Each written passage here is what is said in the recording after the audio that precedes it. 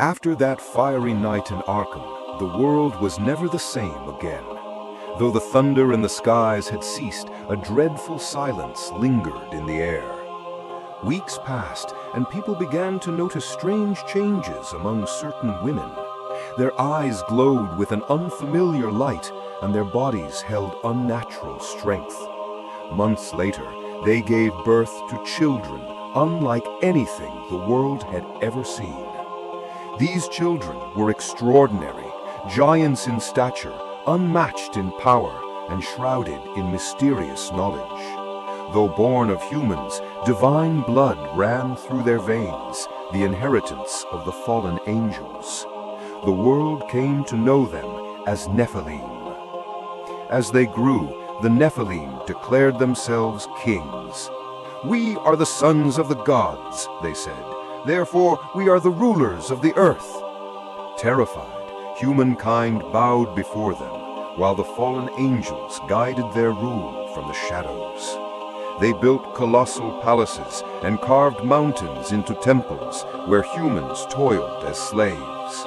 Among them was a mighty Nephilim king, Azazel. He stood taller than 10 men, his eyes burning with blue fire.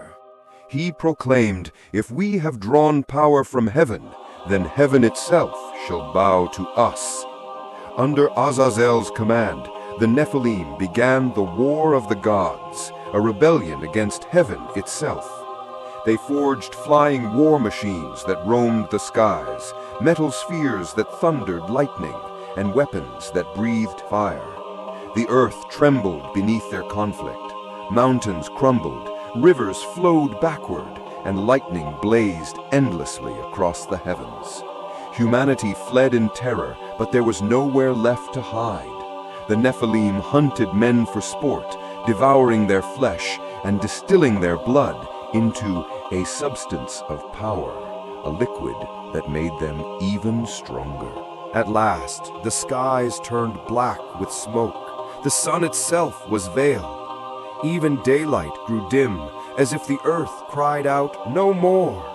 Still, the arrogance of the Nephilim knew no end. They began to see themselves as gods. Atop their grandest temple, they placed a golden eye, a massive orb that glowed blue through the night, lighting the horizon. People whispered, "It is the eye of their god. It watches every breath we take." Yet, amid the despair, a few still clung to faith. Hidden deep within mountain caves lived the believers, those who remained loyal to the Creator. Among them was a young man named Noah. He was a simple farmer, but his heart was restless. He wondered, was this world truly made by God, or by these giants? Each night, Noah looked up to the heavens and prayed. And in the silence, he heard a gentle voice. "Do not be afraid, for soon the truth will be revealed." Then he understood. God's patience with this world was nearly gone. The clouds grew heavy. The wind carried a strange scent, not of rain, but of coming destruction. Meanwhile, in the Nephilim kingdom, celebration filled the air. They believed no force could ever stop them. But that very night, a line of light appeared on the distant horizon, not lightning, but a fire from heaven. The fallen angels, upon seeing it, recoiled in fear, for they knew God would be silent no longer.